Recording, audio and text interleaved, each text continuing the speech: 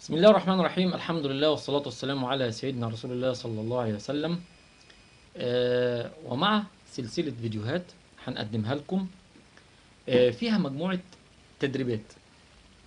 تدريبات هنقدر بيها نميز بين المقامات. التدريبات دي هنخليها على 3 مستويات: مستوى أول، تاني، تالت. المستوى الأول هيبقى من نوعية أسئلة، هتبقى أسئلة من نوعية ما اسم المقام. يعني هقرأ الصورة بمقام ما، وكل اللي عليك إنك أنت تقول المقام ده اسمه إيه. تمام؟ هيبقى عبارة عن 10 أسئلة ب10 مقاطع. كويس؟ إجابة السؤال الأول بتاع المقطع الأول هتكون في المقطع التاني، مع بداية المقطع التاني. تمام؟ المستوى التاني هيبقى الأسئلة من نوعية ما اسم المقامين. يعني هنقول المقطع كويس، وفيه مقامين. مهمتك إنك بأذنك تعرف تميز بين المقامين. برضو هيكونوا حوالي 10 أسئلة ب10 مقاطع. إجابة السؤال الأول هتكون مع بداية المقطع التاني في السؤال التاني. تمام؟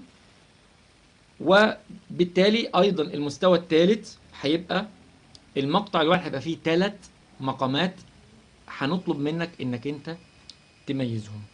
طبعا التدريب ده بيحفزك وبينمي عند الأذن بتاعتك مهارة التمييز السمعي للمقام. هنبدأ بالسؤال الأول، هنبدأ بالمستوى الأول. المستوى الأول، السؤال الأول. هقرأ سورة الزلزلة بمقام. ركز كده وحاول تميز المقام ده اسمه ايه. بسم الله الرحمن الرحيم.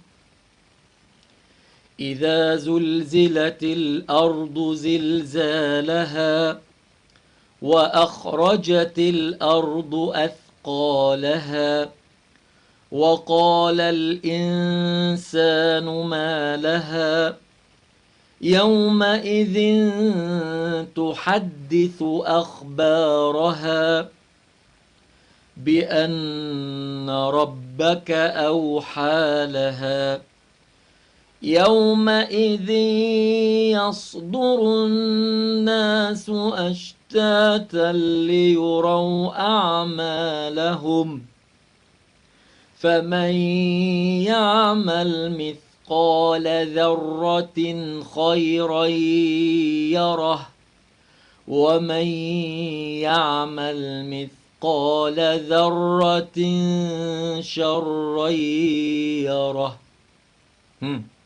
عرفت ده مقام ايه؟ عايز تعرف اذا كانت اجابتك صح ولا لا؟ تعالى على المقطع التاني.